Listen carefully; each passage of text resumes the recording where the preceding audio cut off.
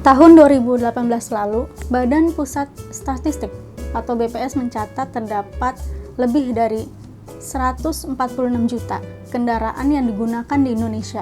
Jumlah itu terdiri dari 7 juta lebih mobil barang, 2 juta lebih mobil bis, dan yang paling banyak digunakan adalah sepeda motor dengan total lebih dari 120 juta. Serta mobil pribadi lebih dari 16 juta. Menjamurnya kendaraan ini tidak terlepas dari perannya perusahaan pembiayaan yang membuka pintu lebar-lebar bagi masyarakat untuk mendapatkan kendaraan kesukaannya. Bagi mereka yang tidak mempunyai uang lebih untuk membeli kendaraan, tentu dengan hadirnya perusahaan pembiayaan sangat membantu. Tidak butuh syarat sulit dan waktu lama untuk membawa pulang satu unit mobil. Cukup dengan KTP, KK, bukti kepemilikan rumah, slip gaji, dan NPWP, kita bisa mengajukan kredit pembiayaan di salah satu finance. Namun, di balik kemudahan itu, terdapat masalah yang sering terjadi di kemudian hari. Kredit macet misalnya, hingga berujung pada penarikan paksa kendaraan. Biasanya, leasing menggunakan jasa mata elang untuk mencari keberadaan kendaraan yang terikat tunggakan pembayaran di jalan. Ketika bertemu tanpa basa-basi, mata elang langsung memaksa pemiliknya untuk menyerahkan kendaraan.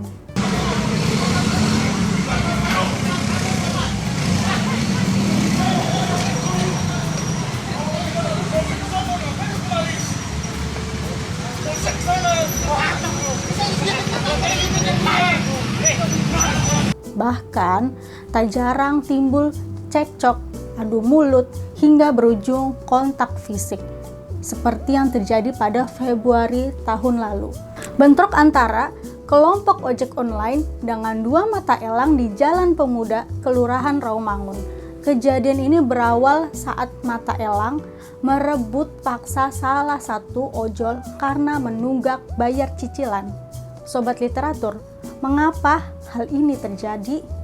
Apakah leasing berhak menarik paksa kendaraan yang terikat tunggakan? Dan apa yang harus kita lakukan ketika kejadian tersebut menimpa kita? Mari kita diskusikan bersama. Saya Ayu Sita, inilah Ruang Publik Literatur. Jadi kita motor lunas, BPKB ada. Inilah video viral yang merekam aksi dua orang pria yang mengaku sebagai debt collector di Jalan Raya Bekasi Timur, Cakung, Jakarta Timur. Pelaku nampak hendak menarik paksa sepeda motor milik korban dengan alasan menunggak cicilan. Bahkan pelaku juga memukul korban beberapa kali menggunakan helm.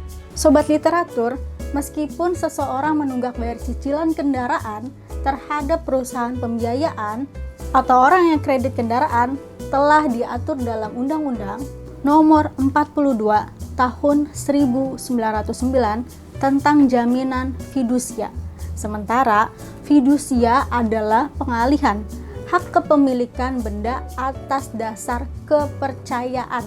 Sedangkan jaminan fidusia adalah hak jaminan itu sendiri atas benda sebagai agunan bagi pelunas utang. Simpelnya sih, benda yang dijadikan jaminan.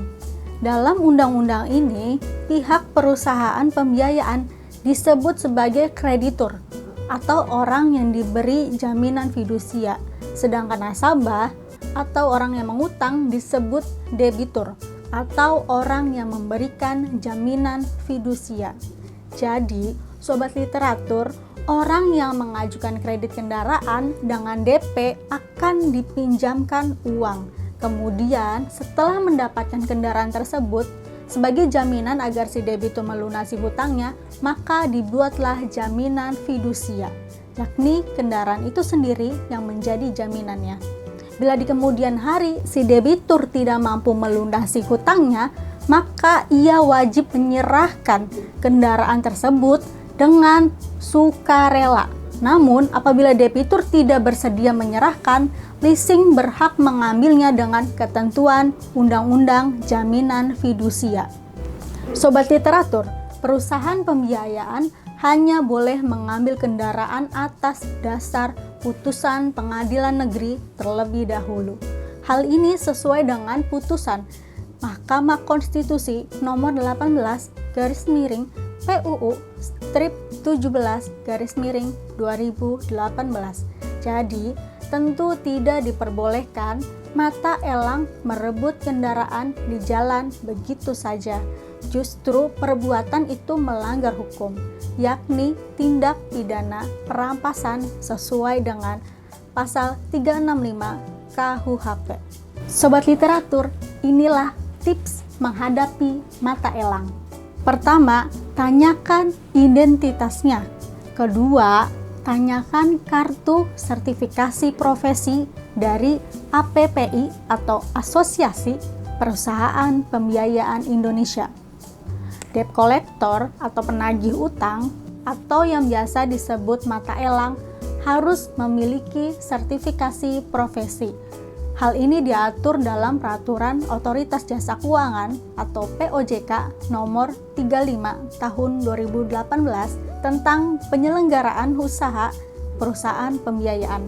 Pasal 48 ayat 1 bab 11 POJK nomor 35 tahun 2018 menyebutkan bahwa perusahaan pembiayaan dapat melakukan kerjasama dengan pihak lain untuk melakukan fungsi penagihan kepada debitur.